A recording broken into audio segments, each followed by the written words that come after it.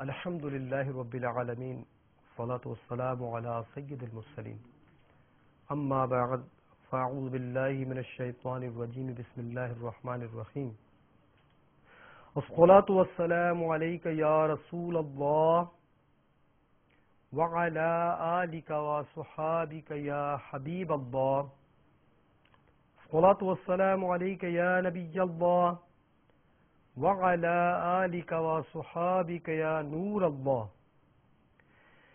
کیسے آقاؤں کا ہوں میں بندہ رضا، بول بالے میری سرکاروں کے۔ میٹھے میٹھے اسلامی بھائیوں، مشائخ کرام کا یہ دستور رہا ہے کہ اپنے مریدین و طالبین کو ایک شجرہ شریفی عطا فرماتے ہیں، جس میں دیگر اوراد و وظائف کے ساتھ دعائی اشعار پر مشتمل شجر عالیہ بھی ہوتا ہے۔ ان اشعار میں سلسلہ عالیہ کے تمام مشائخ کرام کے نام اس ترتیب سے لکھے ہوتے ہیں کہ سلسلہ نبی کریم صلی اللہ تعالی علیہ وآلہ وسلم تک پہنچتا ہے۔ 15ویں صدی کی عظیم علمی و روحانی شخصیت شیخ طریقت امیر اہل سنت بانی دعوت اسلامی حضرت علامہ مولانا ابو بلال محمد الیاس اتار قادری رضوی دامت برکاتہم العالیہ سلسلہ قادریہ رضویہ میں مرید کرتے ہیں، اور سلسلہ قادریہ رضویہ اتاریہ سے لاکھوں وابستگان دنیا کے تقریباً ہر خطے میں پائے جاتے ہیں۔ انشاءاللہ عز و جل اس مبارک سلسلے میں شجر عالیہ قادریہ رضویہ کے دعائی اشعار کی مختصر وضاحت اور سلسلہ عالیہ کے جن بزرگان دین کا واسطہ دے کر دعا مانگی گئی ان کا مختصر تذکرہ پیش کرنے کی سعادت حاصل کی جائے گی۔ شجر عالیہ رضویہ اتاریہ کل 23 اشعار پر مشتمل ہے۔ اس کے ابتدائی 18 اشعار اور مقطع یعنی آخری شعر میرے آقا اعلی حضرت امام اہل سنت ولی نعمت عظیم البرکت عظیم المرتبت پروانہ شمع رسالت مجدد دین و ملت حامی سنت ماحی بدعت عالم شریعت پیر طریقت باعث خیر و برکت حضرت علامہ مولانا الحاج الحافظ القاری الشاہ امام احمد رضا خان علیہ رحمۃ الرحمن کا کلام ہے۔ ان دعائی اشعار کی خوبی یہ بھی ہے کہ مصرے میں جہاں کسی بزرگ کے نام مبارک یا ان کے مشہور وصف کا ذکر کرتے ہوئے وسیلہ بنا کر بارگاہ الہی میں دعا مانگی گئی ہے، وہیں اس نام کے الفاظ کی مناسبت سے اللہ تعالی سے نعمت طلب کی گئی۔ آئیے مدنی چینل پر بول بالے میری سرکاروں کے مبارک سلسلے میں شامل اسلامی بھائی توجہ کے ساتھ شریک ہو کر شجرہ عالیہ کی برکتوں سے مستفیض ہوں۔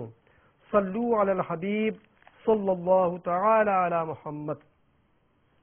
نبی کریم رؤوف الرحیم صلی اللہ تعالی علیہ وآلہ وسلم کا فرمان مغفرت نشان ہے کہ مجھ پر کثرت سے درود پاک پڑھو، بے شک تمہارا مجھ پر درود پاک پڑھنا تمہارے گناہوں کے لیے مغفرت ہے۔ صلو علی الحبیب صلی اللہ تعالی علی محمد، توب الی اللہ، استغفر اللہ۔ صلو علی الحبیب صلی اللہ تعالی علی محمد۔ شجرہ قادریہ رضویہ اتاریہ کا آج 20واں شعر انشاءاللہ ہم سنیں گے بھی، اس کے مشکل الفاظ کے معنی بھی جانیں گے اور دعائیہ شعر کا مفہوم سمجھنے کی کوشش کریں گے۔ شعر یہ ہے: پرزیا کر میرا چہرہ حشر میں کبریا، پرزیا کر میرا چہرہ حشر میں کبریا، شیخ ضیاء الدین پیر با صفا کے واسطے، شیخ ضیاء الدین پیر با صفا کے واسطے۔ پرزیا کے معنی ہے روشن، اور با صفا معنی صاف ستھرا۔ یعنی اس دعائیہ شعر کا مفہوم جو ہے وہ یہ کہ یا اللہ عز و جل تجھے پیر باصفا قطب مدینہ حضرت ضیاء الدین مدنی علیہ رحمۃ اللہ الغنی کا واسطہ ہمارے چہروں کو بروز قیامت روشن فرما، آمین بجاہ النبی الامین صلی اللہ تعالی علیہ وآلہ وسلم۔ میٹھے میٹھے اور پیارے پیارے سے بھائیوں، اس شعر میں شجر عالیہ قادریہ رضویہ اتاریہ کے 39ویں شیخ طریقت یعنی حضرت سیدنا ضیاء الدین مدنی علیہ رحمۃ اللہ الغنی کے وسیلے سے دعا کی گئی، جو کہ شیخ طریقت امیر اہل سنت دامت برکات العالیہ کے پیر و مرشد ہیں۔ ان کے مختصر حالات زندگی سننے کی انشاءاللہ ہم سعادت حاصل کریں گے۔ سیدی قطب مدینہ کی ولادت باسعادت 1294 ہجری 1877 عیسوی میں پاکستان کے ضلع ضیا کوٹ میں بامقام کلاس والا میں ہوئی۔ یا غفوروں سے سینے ولادت نکلتا ہے۔ آپ رضی اللہ تعالیٰ عنہ حضرت سیدنا صدیق اکبر رضی اللہ تعالیٰ عنہ کی اولاد میں سے ہیں۔ ابتدائی تعلیم سیالکوٹ یعنی ضیا کوٹ میں حاصل کی، پھر لاہور شریف اور دہلی میں کچھ عرصہ تحصیل علم کیا، بالآخر پیلی بھیت یعنی یو پی انڈیا میں حضرت علامہ مولانا وسیع احمد محدث سورتی رضی اللہ تعالیٰ عنہ کی خدمت میں تقریباً 4 سال رہ کر علوم دینیہ حاصل کیے اور دورہ حدیث کے بعد سند فراغت حاصل کی۔ ذہ قسمت امام اہل سنت رضی اللہ تعالیٰ عنہ نے اپنے دست مبارک سے سیدی قطب مدینہ کی دستار بندی فرمائی اور آپ نے امام اہل سنت رضی اللہ تعالیٰ عنہ سے بیعت بھی کی اور صرف 18 سال کی عمر میں اعلی حضرت سے سند خلافت بھی پائی۔ صلو علی الحبیب صلی اللہ تعالی علی محمد۔ قبلہ امیر اہل سنت دامت برکات العالیہ چونکہ آپ سے مرید ہوئے تو آپ ان سے مرید ہونے کا واقعہ بیان فرماتے ہیں کہ آپ قطب مدینہ سے کیوں مرید ہوئے۔ آپ کہتے ہیں کہ بچپن ہی سے مجھے امام اہل سنت عظیم البرکت پروانہ شمع رسالت مجدد دین و ملت مولانا شاہ احمد رضا خان علیہ رحمت الرحمت سے میں متعارف ہو چکا تھا اور جو شعور آتا گیا اعلی حضرت کی محبت دل میں گھر کرتی چلی گئی۔ آخرکار مجھے آپ کے سلسلے میں داخل ہونے کا شوق پیدا ہوا تو ایک ہی ہستی مرکز توجہ بنی، گو مشائخ اہل سنت کی کمی نہ تھی مگر پسند اپنی اپنی، خیال اپنا اپنا۔ اس مقدس ہستی کا دامن تھام کر ایک ہی واسطے سے اعلی حضرت علیہ رحمہ سے نسبت ہو جانی تھی، اور اس ہستی میں ایک کشش یہ بھی تھی کہ براہ راست گنبد خزرہ کا سایہ ان پر پڑ رہا تھا۔ اس مقدس ہستی سے میری مراد حضرت شیخ الفضیلت آفتاب رضویت ضیاء الملت مقتدائے اہل سنت مرید و خلیفہ اعلی حضرت پیر طریقت رہبر شریعت شیخ العرب والعجم میزبان مہمانان مدینہ قطب مدینہ حضرت علامہ مولانا ضیاء الدین احمد مدنی قادری رضوی رحمت اللہ تعالی علیہ کی ذات گرامی تھی۔ امیر علیہ السلام فرماتے کہ میں نے عزم مصمم کر لیا، اب کسی نہ کسی طرح مجھے ان کا مرید بننا ہے۔ چنانچہ میں آپ کا مدینہ منورہ کا میں نے پتہ حاصل کیا اور غالباً 1396 ہجری کی بات ہے کہ مدینہ پاک کا پتہ حاصل کرنے کے بعد اپنے ایک کرم فرما مرحوم محمد آدم برکاتی صاحب کے سامنے اپنا معافی ضمیر ظاہر کیا کہ میں نے حضرت قطب مدینہ سے بذریعہ ڈاک بیعت کرنے کا تہیہ کیا ہے۔ یہ میں بذریعہ خط مطلب مکتوب میں قطب مدینہ سے مرید ہونا چاہتا ہوں۔ مرحوم آدم بھائی نے کہا کہ تم کراچی میں رہتے ہو اور وہ مدینہ منورہ میں، تم نے ابھی تک انہیں دیکھا تک نہیں ہے، آخر تصور شیخ کس طرح کرو گے؟ میں نے کہا اس میں کون سی بڑی بات ہے، اگر پیر کامل ہے تو وہ خواب کے ذریعے بھی یہ مسئلہ حل کر سکتا ہے۔ ظاہری دوری فیوز و برکات میں رکاوٹ نہیں بن سکتی، یعنی کہ اس میں تصور مرشد کی طریقت میں اہمیت کا اندازہ ہوتا ہے کہ جب کوئی مرید ہوتا ہے تو اسے تصور شیخ بھی کرتے رہنا چاہیے، اور تصور شیخ کے لیے اعلی حضرت عظیم المرتبت رضی اللہ تعالیٰ عنہ نے مریدین کی رہنمائی کے لیے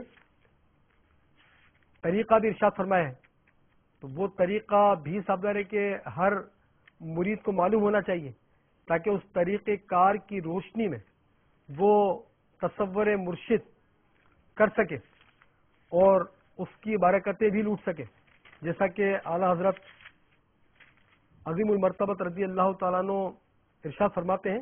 تصور مرشد کا طریقہ یہ ساتھ ساتھ سنتے چلیے تاکہ جو مریدین ہیں جامع شرائط پیر کے وہ اس کی برکتوں سے مستفید ہو سکے۔ اعلی حضرت فرماتے ہیں کہ خلوت یعنی تنہائی میں آوازوں سے دور روبہ مکان شیخ یعنی مرشد کے گھر کی طرف منہ کر کے، اور اگر وصال ہو گیا ہو تو جس طرح مزار شیخ ہو ادھر متوجہ بیٹھے، محض خاموش، با ادب، با کمال خشوع و خضوع صورت شیخ کا تصور کرے اور اپنے آپ کو ان کے حضور جانے، اور یہ خیال جمائے کہ سرکار مدینہ صلی اللہ تعالی علیہ وآلہ وسلم سے انوار و فیض شیخ کے قلب پر فائز ہو رہے ہیں، اور میرا قلب شیخ کے نیچے با حالت دریاوزہ گیری یعنی گدا گیری میں لگا ہوا ہے، اور اس میں سے انوار و فیوز ابل کر میرے پیر و مرشد کے قلب سے میرے دل میں آ رہے ہیں۔ اس تصور کو بڑھائے یہاں تک کہ جم جائے اور تکلف کی حاجت نہ رہے۔ اس کی انتہا پر صورت شیخ یعنی پیر و مرشد کا چہرہ مبارک خود مرید کے ساتھ سامنے ہو کر ساتھ رہے گا، اور انشاءاللہ عز و جل اللہ و رسول عز و جل صلی اللہ تعالی علیہ وآلہ وسلم کی عطا سے ہر کام میں مدد رہے گی، اور اس راہ میں جو مشکل اسے پیش آئے گی اس کا حل بتائے گی۔ یہ ہے تصور مرشد کی برکتیں۔ اب چونکہ ہو سکتا ہے کسی کو اس میں تھوڑا ہو سکتا ہے کرنا تھوڑا دشواری محسوس ہو، تو ایک اور طریقہ کار بھی کہ چل مدینہ کے مقدس سفر کے دوران جب امیر اہل سنت دامت برکاتہم العالیہ سے عرض کی گئی کہ حضور کیا تصور مرشد کرنا چاہیے، تو آپ نے فرمایا کہ طریقت کا معاملہ میں کیسے منع کر سکتا ہوں۔ مزید عرض کی گئی کہ حضور تصور مرشد کا طریقہ کیا ہے، ارشاد فرمایا الوظیفۃ الکریمہ میں اعلی حضرت نے لکھا ہے، دیکھ لیجئے۔ جب اصرار بڑھا تو آپ نے ارشاد فرمایا کہ چاہیں تو اس طرح بھی تصور کر سکتے ہیں کہ مرید اپنے پیر و مرشد کو سبز گنبد کے سامنے دست بستہ یعنی ہاتھ باندھے سر جھکائے گریا و زاری فرماتے تصور کرے، اور یہ تصور باندھے کہ میں بھی اپنے پیر و مرشد کے پیچھے سر جھکائے اشکبار آنکھوں کے ساتھ با ادب موجود ہوں، اور سبز گنبد سے میرے پیر و مرشد پر انوار و تجلیات کی بارش ہو رہی ہے، اور وہ تجلیات کی بارش پیر و مرشد سے مجھ پر برس رہی ہے۔ اس طرح تصور جمانے کی کوشش کریں حتیٰ کہ اس میں کامل ہو جائے۔ عرض کی حضور اگر مرید اس طرح تصور مرشد کرے گا تو کیا ہوگا؟ ارشاد فرمایا انشاءاللہ عز و جل مرشد ہر وقت اس کے ساتھ ہوگا، مگر اس کے لیے اپنے قلب کو آئینہ بنانا ہوگا، گناہوں کے زنگ کو اپنے دل سے دور کرنا ہوگا۔ تو میرے میٹھے میٹھے اسلامی بھائیوں، جو تصور مرشد کے برکتوں سے مستفید ہونا چاہتے ہیں تو تصور مرشد کی راہ ہموار کرنے کے لیے شروع میں اس طرح کرنا بھی فائدہ مند ہو سکتا ہے کہ روزانہ چند لمحے ہی صحیح، چاہے تو ہر نماز کے بعد اپنے ذہن میں تصور جمانے کی کوشش کریں کہ میں نے اپنے پیر و مرشد کو فلاں مقام پر ملاقات کرتے ہوئے دیکھا تھا، آپ فلاں جگہ وضو فرما رہے تھے، مجھے فلاں دن شفقت سے سینے سے لگا لیا تھا، میرے مرشد اس طرح بیان کرتے ہیں، میں فلاں جگہ سحری و افطاری کے وقت ان کے ساتھ تھا، میرے مرشد کسی چیز کا اشارہ اس طرح فرماتے ہیں، مجھے اس دن مسکرا کر دیکھا تھا۔ یعنی اس طرح جتنی مرتبہ ملاقات ہوئی یا کہیں بھی زیارت کی سعادت ملی تو وہ تصور میں لانے کی کوشش کریں، انشاءاللہ عز و جل تصور مرشد میں بہت آسانی ہوگی اور مرشد کی محبت میں بھی اضافہ ہوگا انشاءاللہ عز و جل۔ جتنی اپنے پیر و مرشد سے محبت بڑھے گی گناہوں سے انشاءاللہ دل بیزار ہوگا اور نیکیوں میں حیرت انگیز طور پر دل لگ جائے گا. کہ تذکرہ مشائخ نقشبندیہ میں نقل ہے کہ تصور کو یہاں تک پکا کرنا چاہیے کہ تمام حرکات و سکنات، نشست و برخاست، غرض کے ہر فعل میں پیشوا یعنی مرشد کی ادائیں آ جائیں. یعنی کہ بیٹھے تو مرشد کیسے بیٹھتے ہیں، مرشد کا انداز، مرشد جب کھانا کھاتے ہیں. اور اس کا سب سے بڑا فائدہ یہ ہوگا کہ الحمدللہ اگر جامع شرائط پیر تصور کریں میرے پیر و مرشد اس طرح نگاہیں جھکا کر چلتے ہیں تو اسی طرح چلنے کی کوشش کریں تو اس کی برکت سے نگاہیں جھکائے کر رکھنے کی اس کو عادت بنے گی. وہ جب کھانا کھاتے ہیں، افطاری کرتے ہیں، سحری کرتے ہیں تو وہ سنت کے مطابق بیٹھتے ہیں، پردے میں پردہ کرتے ہیں، کس طرح کم کھاتے ہیں، چھوٹے چھوٹے لقمے لیتے ہیں، سنتیں بتاتے ہیں، نیکی کی دعوت دیتے ہیں. تو اس طرح مطلب ہے کہ اگر ہر ادا کو اپنانے کی کوشش کریں گے تو انشاءاللہ اس سے بہت فائدہ ہوگا. کہ اسی میں یہ بھی لکھا ہے کہ تمام حرکات و سکنات، نشست و برخاست، غرض کے ہر فعل میں پیشوا یعنی مرشد کی ادائیں آ جائیں اور آخر کار پیشوا یعنی مرشد کی صورت کے مشابہ ہو جائے کہ اسی سے پھر آگے کا راستہ کھل جاتا ہے. میٹھے میٹھے اسلامی بھائیوں، جو اسلامی بھائی یا اسلامی بہنیں یہ چاہتے ہیں کہ استقامت کے ساتھ ہمارے شب و روز تصور مرشد کی برکتوں سے معمور رہیں تو وقت مقررہ پر روزانہ کچھ دیر تصور مرشد کرتے ہوئے ان اشعار کے منقبت کے اشعار وغیرہ کے ذریعے بارگاہ مرشد میں استغاثہ پیش کریں. اس کی عادت بنانے کے لیے ابتداءً پھر پہلے ہفتے روزانہ کم از کم 1 منٹ تصور کریں، پھر دوسرے ہفتے 2 منٹ، اور اس طرح وقت بڑھاتے چلے جائیں تاکہ نفس پر گرا بھی نہ گزرے اور تصور مرشد کی کوشش بھی شروع کی جا سکے. تو یہ کہ اس طرح انشاءاللہ کرتے رہیں گے تو اس سے بہت زیادہ انشاءاللہ برکت حاصل ہوگی. انشاءاللہ بہت جلد تصور مرشد کی برکتیں یوں ظاہر ہوں گی، انشاءاللہ ہم یہ خیال جمانے میں کامیاب ہو جائیں گے کہ اللہ تعالیٰ میں دیکھ رہے ہیں. تو یہ کہ تمام اسلامی بھائی تصور مرشد کی بھی نیت کر لیں تو انشاءاللہ آئندہ تصور مرشد بھی کریں گے انشاءاللہ. تو امیر اہل سنت سے جب کہا گیا کہ آپ کراچی میں رہتے ہیں اور وہ مطلب ہے کہ مدینہ منورہ میں، تو آپ نے کون سی بڑی بات ہے، اگر پیر کامل ہے تو وہ خواب کے ذریعے بھی مسئلہ حل کر سکتا ہے، ظاہری دوری فیوز و برکات میں رکاوٹ نہیں بن سکتی.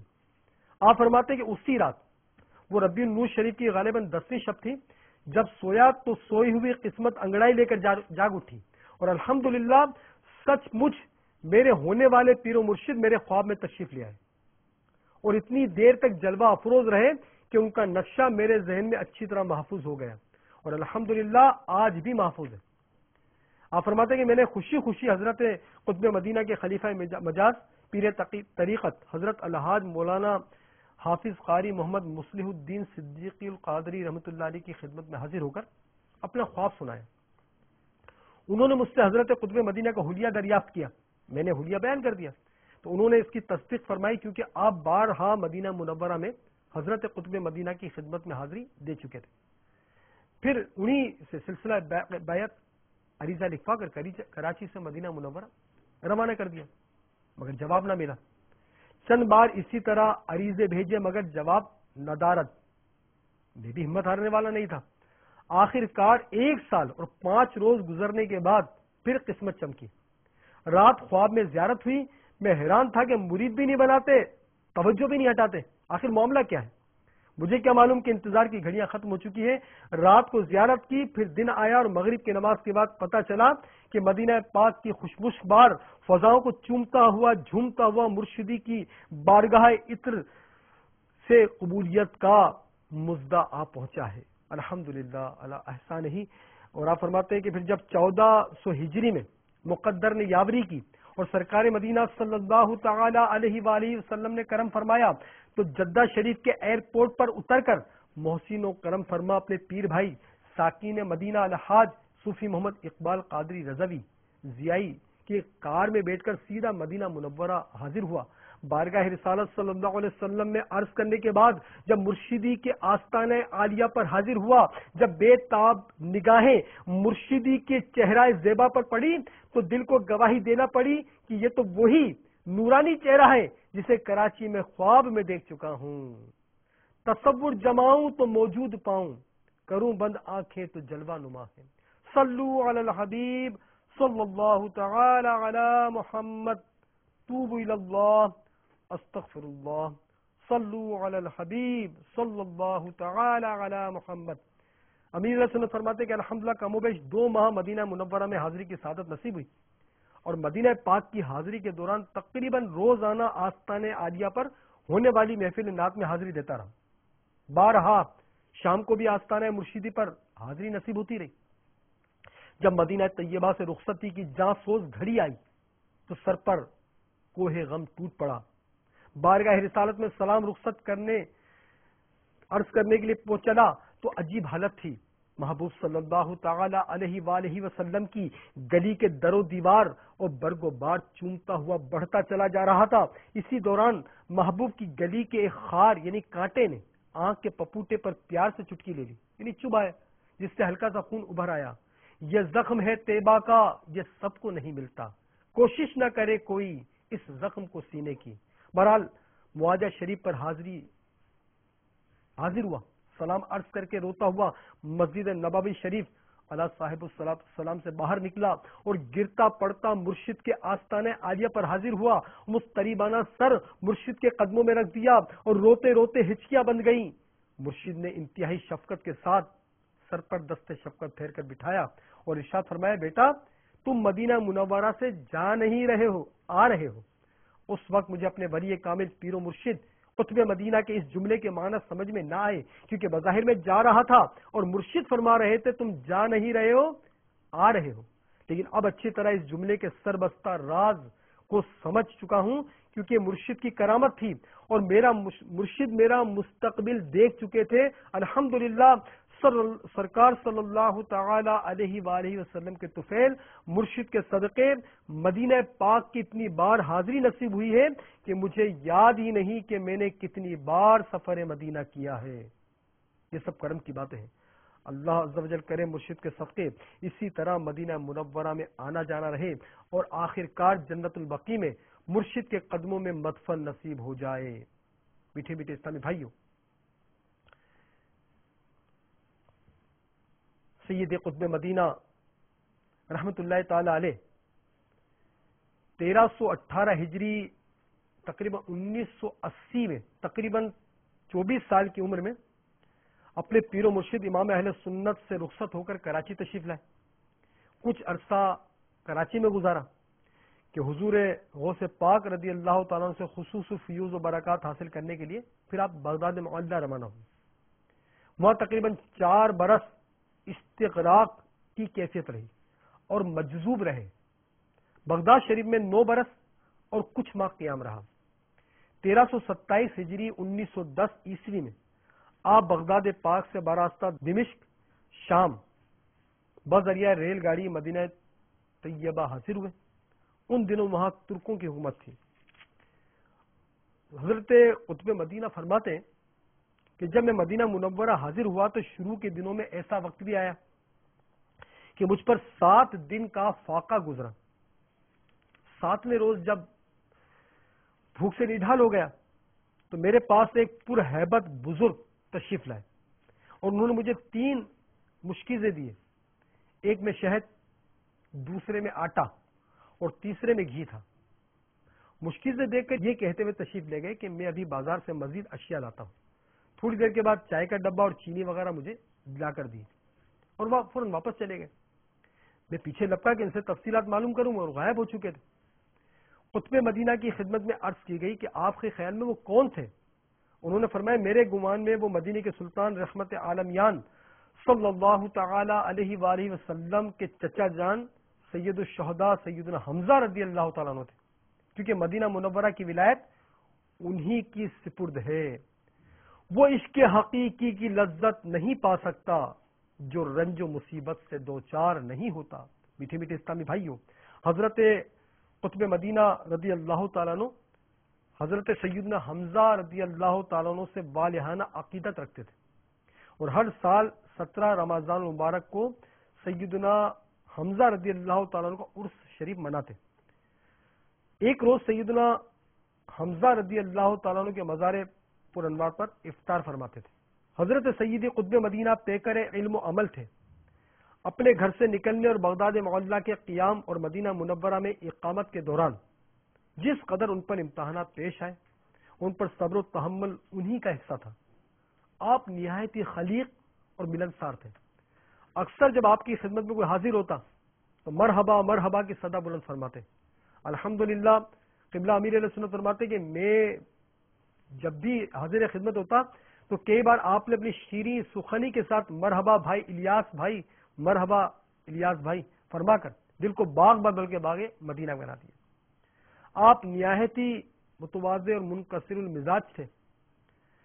امیر اہل سنت دامت برکاتہم العالیہ فرماتے ہیں کہ میں نے بارہا دیکھا ہے کہ جب آپ کی خدمت میں دعا کی درخواست پیش کی جاتی ہے کہ حضور دعا کر دیجئے، تو ارشاد فرماتے ہیں میں دعا گو بھی ہوں اور دعا جو بھی، یعنی دعا بھی کرتا ہوں اور آپ سے دعا کا طلبگار بھی ہوں.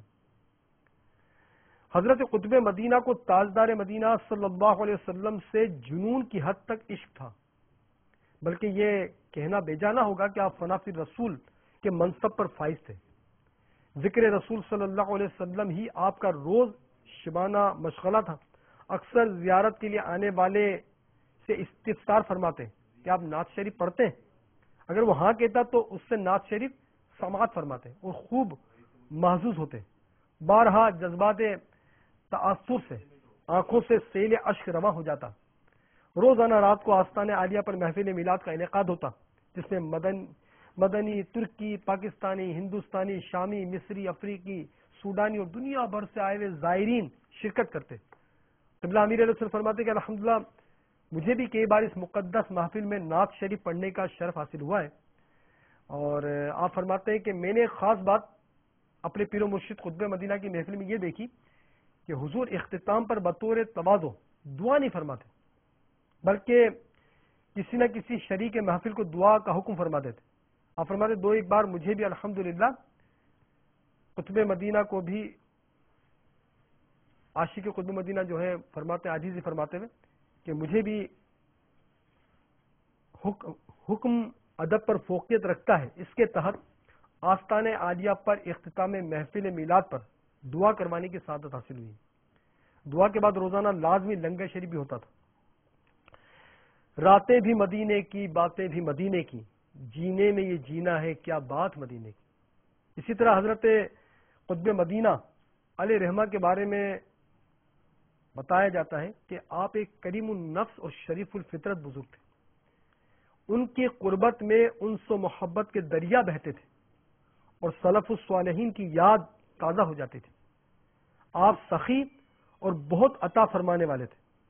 آپ فرمایا کرتے تھے طمع نہیں، منع نہیں اور جمع نہیں، یعنی لالچ مت کرو، کوئی دے اور اگر بغیر مانگے دے تو منع مت کرو، اور جب لے لو تو جمع مت کرو. جب آپ کو کوئی عطر پیش کرتا تو خوش ہو کر اسے اس طرح دعا دیتے تھے، یعنی اللہ تمہارے ایام معطر و خوشبودار کرے.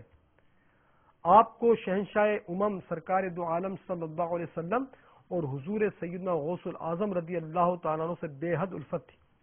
ایک بار فرمانے لگے کہ کسی نے کیا خوب کہا ہے، باد مردن روح و تن کی اس طرح تقسیم ہو، روح طیبہ میں رہے لاشا میرا بغداد میں. صلو علی الحبیب صلی اللہ تعالی علی محمد، توبوا الی اللہ استغفر اللہ. صلو علی الحبیب صلی اللہ تعالی علی محمد. میٹھے میٹھے اسلام بھائیو، غوث پاک رضی اللہ تعالیٰ عنہ سے اسی عقیدت و محبت کی بے شمار برکتیں ظاہر ہوتی رہتی کہ ایک بار آپ فرماتے ہیں کہ ایک مرتبہ مجھ پر لقوہ کا شدید حملہ ہوا اور میرا آدھا جسم مفلوج ہو گیا.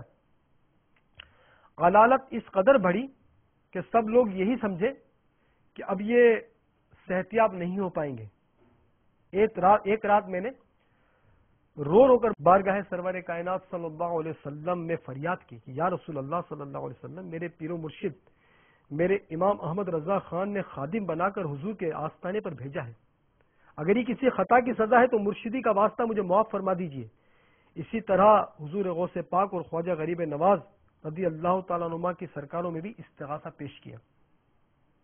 وہ کہتے ہیں، آپ فرماتے ہیں جب مجھے نیند آ گئی تو کیا دیکھتا ہوں کہ میرے پیر و مرشد سیدی احمد رضا خان علیہ رحمۃ الرحمان دو نورانی چہرے والے بزرگوں کے ہمراہ تشریف لائے. اعلیٰ حضرت نے ایک بزرگ کی طرف اشارہ کرتے فرمایا کہ ضیاء الدین، یہ دیکھو حضور سیدنا غوث الاعظم رضی اللہ تعالیٰ عنہ ہیں اور دوسرے بزرگ کی طرف اشارہ کرتے ارشاد فرمایا یہ حضور خواجہ غریب نواز رضی اللہ تعالیٰ عنہ ہے۔ حضور غوث اعظم رضی اللہ تعالیٰ عنہ نے میرے جسم کے مفلوج حصے پر اپنا دست شفا پھیرا اور فرمایا اٹھو، میں خواب ہی میں کھڑا ہو گیا۔ اب یہ تینوں بزرگ نماز پڑھنے لگے، پھر میری آنکھ کھل گئی، الحمدللہ میں تندرست ہو گیا۔ صلو علی الحبیب صلی اللہ تعالی علی محمد۔ آپ فرماتے ہیں کہ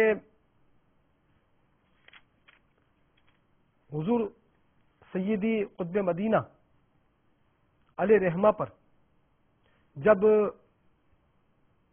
آپ کا وصال کا وقت قریب آیا تو وصال سے 2 ماہ قبل کچھ عجیب سی کیفیت طاری تھی۔ کچھ ارشاد فرماتے تو سمجھ میں نہیں آتا، بعض اوقات فرماتے آئیے قبلہ من تشریف لائیے۔ ایک بار حاضرین نے دیکھا کہ آپ ہاتھ جوڑ کر کسی سے التجا کر رہے ہیں کہ مجھے معاف فرما دیجئے، کمزوری کے باعث میں تعظیم کے لیے اٹھ نہیں پا رہا۔ کچھ دیر کے بعد حاضرین کے استفسار پر ارشاد فرمایا ابھی حضرت سیدنا خضر علیہ السلام، حضور سرکار بغداد سیدنا غوث الاعظم رضی اللہ تعالیٰ عنہ اور میرے پیر و مرشد حضرت سیدنا امام احمد رضا خان علیہ رحمہ تشریف لائے تھے۔ 4 ذوالحجۃ الحرام 1401 ہجری بروز جمعہ مسجد نبوی شریف کے مؤذن نے اللہ اکبر کہا اور سیدی قطب مدینہ رضی اللہ تعالیٰ عنہ نے کلمہ شریف پڑھا اور آپ کی روح قفس عنصری سے پرواز کر گئی۔ بعد غسل شریف کفن بچھا کر سر اقدس کے نیچے سرکار مدینہ صلی اللہ تعالی علیہ وآلہ وسلم کی حجرہ مقصورہ شریف کی خاک مبارک رکھی گئی۔ آمینہ رضی اللہ تعالیٰ عنہ کے دلبر صلی اللہ تعالی علیہ وآلہ وسلم کی قبر انور کا غسالہ شریف اور مختلف تبرکات ڈالے گئے، پھر کفن شریف باندھ دیا گیا۔ بعد نماز عصر درود و سلام اور قصیدہ بردہ شریف کی گونج میں جنازہ مبارک اٹھایا گیا۔ عاشق کا جنازہ ہے ذرا دھوم سے نکلے، محبوب کی گلیوں میں ذرا گھوم کے نکلے۔ صلو علی الحبیب صلی اللہ تعالی علی محمد۔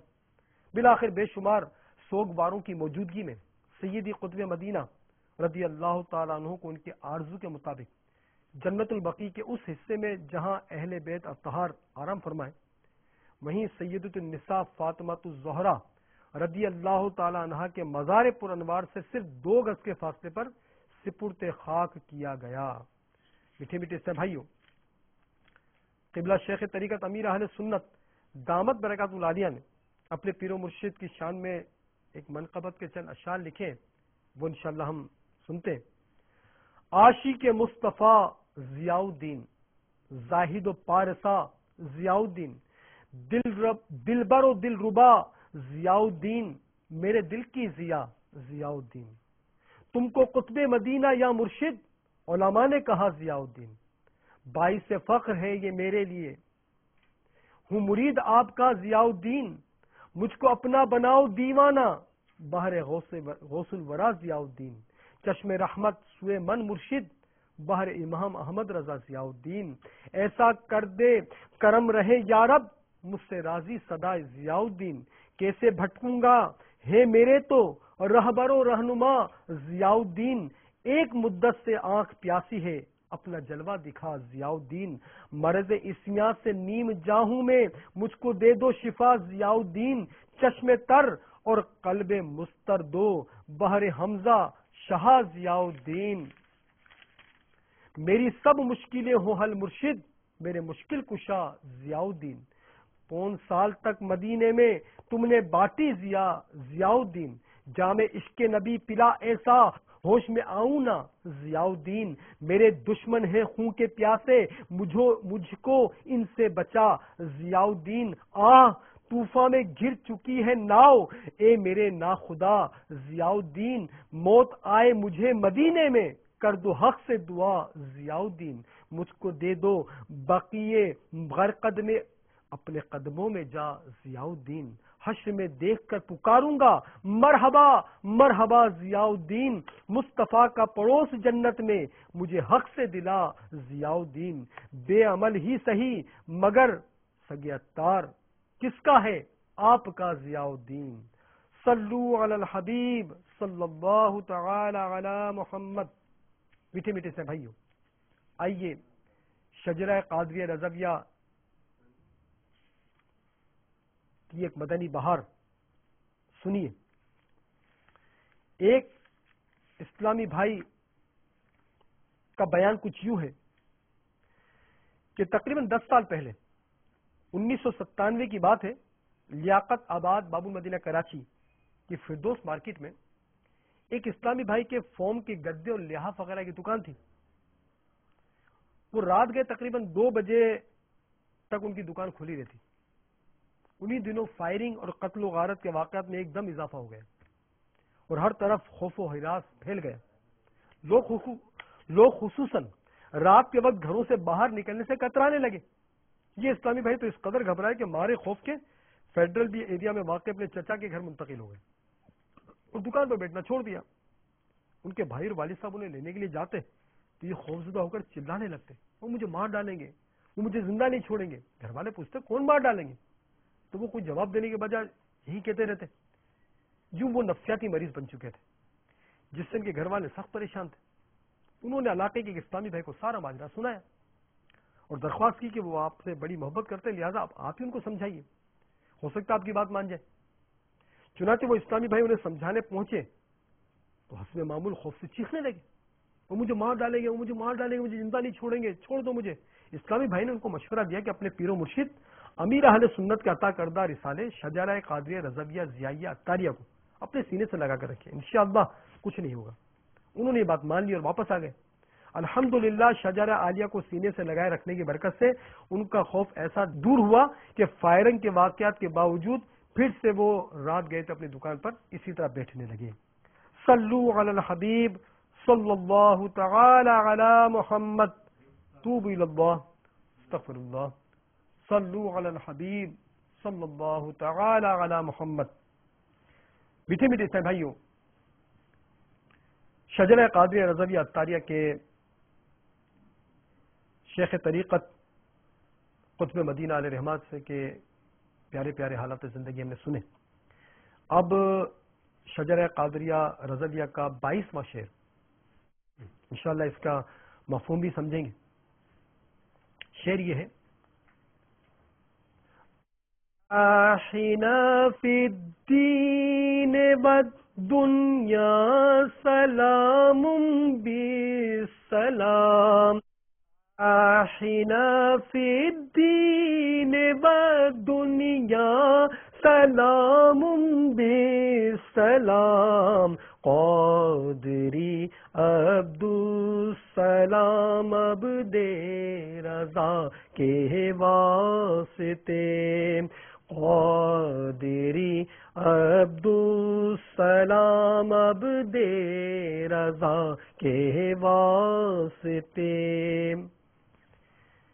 اس شعر کا مفہوم یہ ہے کہ یا اللہ عز و جل تجھے حضرت مولانا عبدالسلام قادری علیہ رحمۃ اللہ الہادی کا واسطہ ہمیں دنیا و آخرت میں سلامتی عطا فرما. آمین بجاہ نبی الامین صلی اللہ تعالی علیہ وآلہ وسلم. اس شعر میں سلسلہ عالیہ قادریہ رضویہ عطاریہ کے 40ویں شیخ طریقت یعنی حضرت مولانا عبدالسلام قادری علیہ رحمۃ اللہ الہادی کے وسیلے سے دعا کی گئی. حضرت علامہ عبدالسلام قادری علیہ رحمۃ اللہ القوی مولانا حشمت علی خان علیہ رحمۃ اللہ المنان کے مرید اور قطب مدینہ حضرت مولانا ضیاء الدین مدنی علیہ رحمۃ اللہ الغنی کے وکیل و خلیفہ تھے، یعنی آپ کو وکالت بھی دی ہوئی تھی اور خلیفہ بھی تھا. آپ رحمۃ اللہ علیہ نے کولمبو سری لنکا میں 11 ربیع الاوّل 1399 ہجری 10 مارچ 1979 میں شیخ طریقت امیر اہل سنت حضرت علامہ مولانا ابو بلال محمد الیاس اتار قادری رضوی دامت برکات العالیہ کو اپنی خلافت اور قطب مدینہ مولانا ضیاء الدین مدنی علیہ رحمۃ اللہ الغنی جو ابھی باقاعدہ حیات تھے ان کی وکالت دی تھی. یعنی کہ قبلہ امیر اہل سنت دامت برکات العالیہ کو عبدالسلام علیہ رحمہ جو کہ قطب مدینہ کے وکیل بھی تھے اور خلیفہ بھی تھے، آپ نے اپنی خلافت ان کو دی اور قطب مدینہ کی وکالت بھی دی. یعنی امیر اہل سنت دامت برکات العالیہ اس وقت قطب مدینہ کا مرید بنا سکتے تھے. اب چونکہ جب تک میزبان مہمانان مدینہ حضرت سیدنا قطب مدینہ رحمۃ اللہ تعالی علیہ حیات تھے، امیر اہل سنت دامت برکات العالیہ وکیل قطب مدینہ کی حیثیت سے مسلمانوں کو اپنے پیر و مرشد کا ہی مرید بناتے تھے.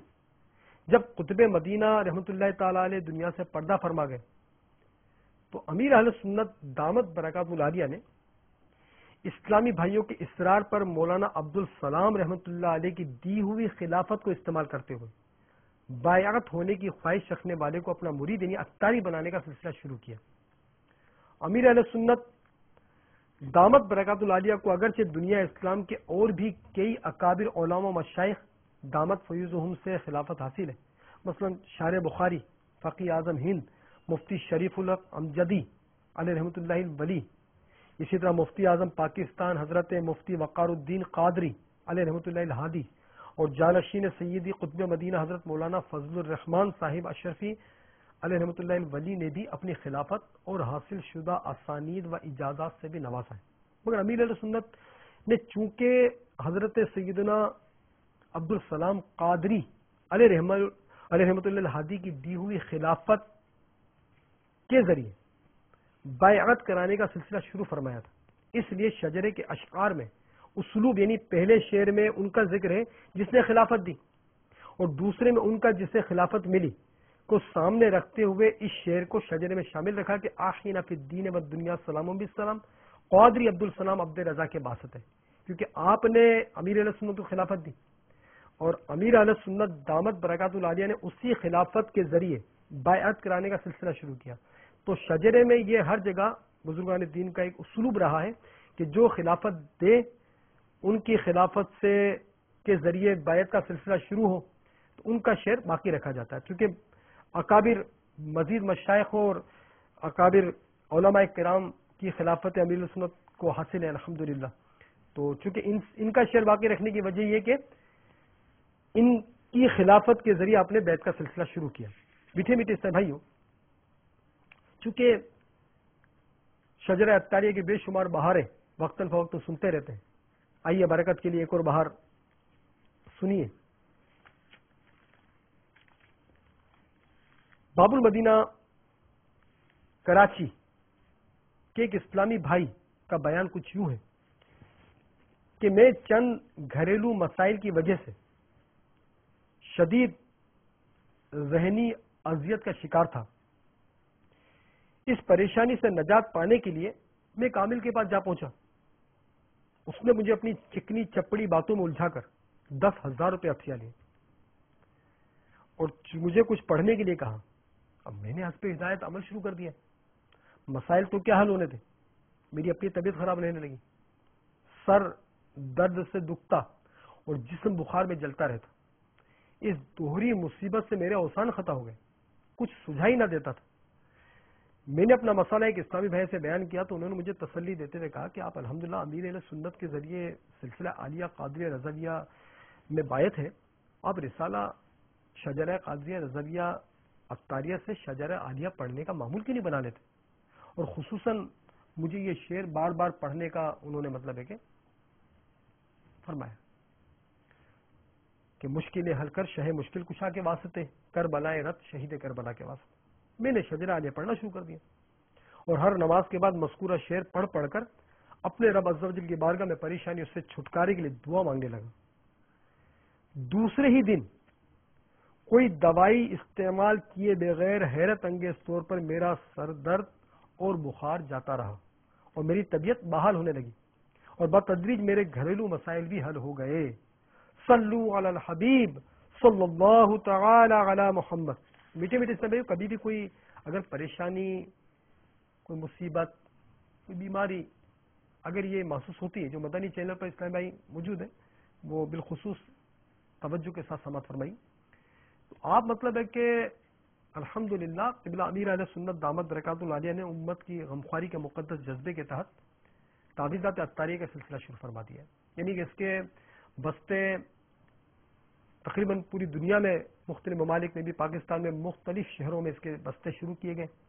جس میں فی سبیل اللہ مفت تعویذات، ہزاروں کی تعداد میں تعویذات جو ہے نا وہ اوراد و وظائف تقسیم کیے جاتے ہیں، اور کم و بیش میرے خیال میں 2.5 لاکھ تعویذات ہر ماہ غالباً جو یاد پڑتا ہے مجھے وہ مفت اوراد و وظائف سمیت تقسیم ہوتا ہے. اور چونکہ ایک ولی کامل کی اس کو نسبت ہے تو اس کی برکتیں بھی ایسی ظاہر ہوتی ہیں. کئی ہزاروں بہاریں اگر کہیں تو غلط نہیں ہوگا کہ اس طرح کی آ چکی ہیں کہ کسی کو ہیپاٹائٹ سی تھا تو اللہ نے اس کو شفا عطا فرمائی، کسی کو کینسر تھا تو اللہ نے اس کو بھی شفا عطا فرمائی، کسی کو جنات جاتے نہیں تھے، کسی پہ کالے جادو تھا تو کسی پہ گھر میں ناچاقیں نہیں ختم ہوتی تھی. تو اس طرح مطلب کبھی اگر خدا نہ خواستہ کوئی مسئلہ درپیش ہو یا آپ کو نہیں، آپ کے پڑوس میں بیچارہ کوئی ہے، آپ کو کوئی عزیز ہے، اس طرح جو بھی ہے ان کو مطلب ہے کہ آپ چاہیں تو بآسانی یہ مطلب ہے کہ بتا سکتے ہیں، تاکہ ان کو مطلب ہے کہ اگر وہ جائیں گے اور کوشش کریں گے تعویذات لیں گے تو تعویذات اطہاری کی برکت سے وہ شفا ملے گی تو انشاءاللہ آپ کے لیے دعا بھی کریں گے. تو آپ مطلب ہے کہ یہ ضرور مطلب ہے کہ ذہن بنائیں، کیونکہ آج کل چاروں طرف اس طرح کے تعویذات دینے کا سلسلہ ہے، لیکن خطرہ ہوتا ہے کہ بیچارہ کوئی جا کر پھنس نہ جائے. تو آپ امت کی خیرخواہی کے مقدس جذبے کے تحت اس طرح کا سلسلہ بھی رکھیں، انشاءاللہ بہت برکتیں حاصل ہوں گی. اسی طرح اپنی پریشانیوں کے حل کے لیے آپ سنت و برے اجتماعات جو دعوت اسلامی کے تحت ہوتے ہیں اس میں پابندی کر کے دیکھیں کہ فلاں پریشانی ہے، انشاءاللہ 11 جمعرات پابندی سے شرکت کروں گا اور پھر وہاں پہ جا کے دعا کروں گا. تو اب دعوت اسلامی کے اجتماعات میں ہزاروں لوگ جمع ہوتے ہیں. اب آپ جا کر پریشانی کے لیے ہاتھ اٹھائیں گے دعا کے لیے تو آپ کے ہاتھوں کے ساتھ ہزاروں ہاتھ اٹھے ہوں گے. نہ جانے کون اللہ کا ایسا مقبول وہاں پر موجود ہو کہ جس کے اٹھے ہوئے ہاتھوں کے صدقے ہمارا بیڑا پار ہو جائے. اسی طرح جو مسجد میں آپ کے درس و بیان ہوتے ہیں، فیضان سنت کے درس ہوتے ہیں، اس میں چند منٹوں کے لیے بیٹھا کریں. آپ بیٹھ کر دیکھیے، اب آپ کو دنیاوی مسائل تو حل ہوں گے اور اخروی اتنی برکتیں ملیں گی، روحانیت ملے گی، آپ حیران رہ جائیں گے. آپ اسی طرح مدنی قافلے دعوت اسلامی کے سفر کرتے ہیں، اس میں سفر کر کے دیکھیے، انشاءاللہ بے شمار برکتیں حاصل ہوں گی. تو میٹھے میٹھے اسلام بھائیوں، آج کے اس مبارک سلسلے کا وقت ختم ہو جاتا ہے. انشاءاللہ عز و جل آئندہ حاضری پر شجرہ عالیہ قادریہ کے مزید اشعار کی مختصر وضاحت اور سلسلہ عالیہ کے جن بزرگان دین کا واسطہ دے کر دعا مانگی گئی ان کا مختصر تذکرہ پیش کرنے کی سعادت حاصل کی جائے گی. مدنی چینل پر اس مبارک سلسلے میں شامل تمام اسلامی بھائی اس نیت کے ساتھ کہ آئندہ سلسلے میں نہ صرف خود بلکہ انفرادی کوشش کے ذریعے اوروں کو بھی دعوت دے کر شامل کریں گے. ہمیں اجازت دیجیے اور یہ دعوت بھی قبول فرما لیجیے کہ الحمدللہ قبلہ شیخ طریقت امیر اہل سنت نے چونکہ ہمیں ایک مدنی مقصد عطا فرمایا ہے تو آئیے مل کر ہم دہرا لیتے ہیں. میرے ساتھ مل کر دہرا لیجیے بلند آواز سے کہ مجھے اپنی اور ساری دنیا کے لوگوں کی اصلاح کی کوشش کرنی ہے انشاءاللہ عز و جل. اس مدنی مقصد کے حصول کے لیے ہر اسلامی بھائی کو چاہیے کہ اپنے شہروں میں ہونے والے دعوت اسلامی کے ہفتہ وار سنتوں پر اجتماع میں پابندی کے ساتھ شرکت فرما کر خوب خوب سنتوں کی بہاریں لوٹیے. دعوت اسلامی کی سنتوں کی تربیت کے لیے بے شمار مدنی قافلے شہر بہ شہر گاؤں بہ گاؤں سفر کرتے رہتے ہیں. آپ بھی سنتوں پر سفر اختیار فرما کر اپنی آخرت کے لیے نیکیوں کا ذخیرہ اکٹھا کریں. با کردار مسلمان بننے کے لیے مکتبۃ المدینہ سے مدنی انعامات نامی رسالہ حاصل کیجیے. ہر اسلامی بھائی اور اسلامی بہن اس کے مطابق زندگی گزارنے کی کوشش کریں. اس پر استقامت پانے کے لیے رسالے میں دیے ہوئے طریقے کے مطابق اس کا رسالہ پر کر کے اپنے علاقے کے دعوت اسلامی کے ذمہ دار کو ہر ماہ جمع کروائیے. انشاءاللہ عز و جل آپ کی زندگی میں حیرت انگیز طور پر مدنی انقلاب برپا ہوگا. اللہ تعالیٰ میں دنیا اور آخرت کی برکت عطا فرمائے. آمین بجاہ نبی الامین صلی اللہ تعالی علیہ وآلہ وسلم.